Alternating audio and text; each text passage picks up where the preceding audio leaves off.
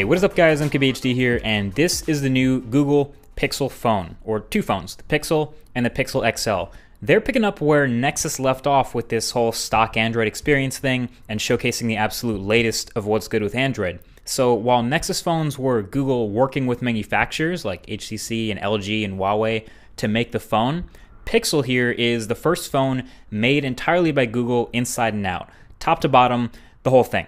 So what we're getting is a mostly unibody aluminum phone here with some chamfer action all the way around the sides and an overall pretty round, pretty familiar shape. An antenna line goes across the bottom of the back, and you have the G logo, the Google logo now at the bottom, replacing the Nexus, RIP Nexus. And then you have the top half of the back with this glass panel around the fingerprint reader. So it's a pretty interesting dual tone look, dual texture look. I might have to let it grow on me for a little bit, but wireless charging wasn't mentioned at all at the event, so I'm not sure if this has any utility, but just a different look. And up front is the AMOLED display, which looks great. And on the white version of the phone, above the display, you can see some cluster of sensors, although the black version of the phone I think definitely hides this a lot better, as you'd expect. And I think I like the overall look of the black phone a little bit better anyway, it's kind of my thing. And I can't seriously be the first one to mention that chin. Wow, like is it really necessary to keep the phone symmetrical? I actually liked the Nexus 6 look of having a smaller chin because it's not necessary to have a big chin. The fingerprint reader is on the back, the home and navigation buttons are on the screen, so I would have loved to have seen a smaller chin up here, but oh well. So the only difference between the Pixel and Pixel XL is the size, the display size up front, and the battery size.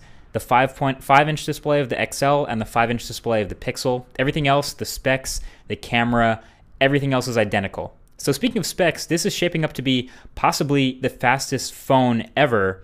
Again, it's rocking a Snapdragon 821 chip, so it's the first phone to do that. 4 gigabytes of RAM, and 32 or 128 gigabytes of storage. It has USB Type-C at the bottom where the speakers are, as you can see, and quick charging claims to get 7 hours of charge in 15 minutes.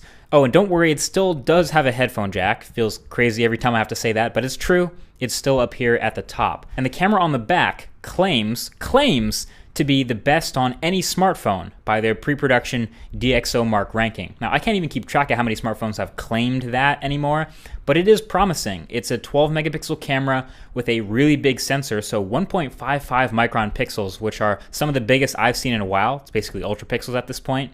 F2.0 aperture, 4K video, and that LED flash. And with the software optimization, they're saying there's basically zero shutter lag, so you can take photos super quickly. So that's definitely something I got to test more when I get it. The few photos I did take in this environment, they look decent, but this is like the worst lighting possible, so I'll have to get out and test that for the full review for sure. And yeah, this is all launching with Android 7.1 on board. So it looks like it'll be the first and only phone right out the box to get that.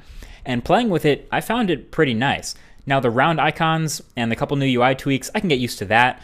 I mean, at least all the icons are the same size now.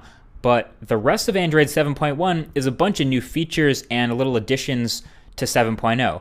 The main one of those being the Google Assistant. Now, Google Assistant isn't new. It was in Google's Allo app. You can use that already.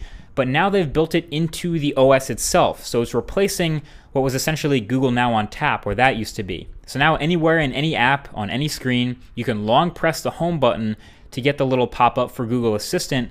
And from there, you can ask it a question, you can ask it about people, places, things, ask it to remind you something, or start playing music, Chromecast, whatever. It's your assistant. It does all that stuff.